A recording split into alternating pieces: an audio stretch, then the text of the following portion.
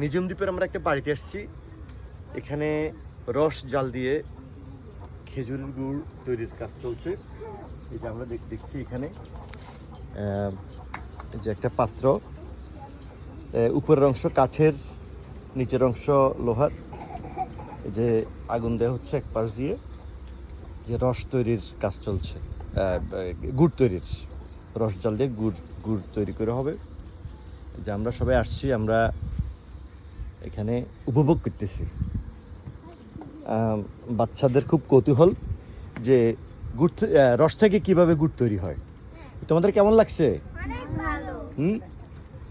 ভালো লাগতেছে। এখন সকাল 9টা বাজে, আমরা আসছি এখানে। ধোয়ার জন্য আসলে পাত্রের ভিতরে অংশ দেখা যাচ্ছে না। চাচি, প্রতিদিন সকালবেলা এইভাবে এই গুড় তৈরির কাজ চলে না? খেজুরের গুড়। আচ্ছা আচ্ছা, প্রতিদিন কত কেজি হয়?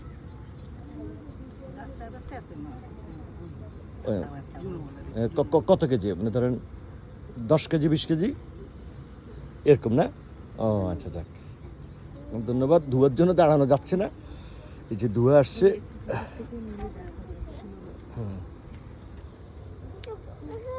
চোখ জ্বলতেছে। জি, আচ্ছা।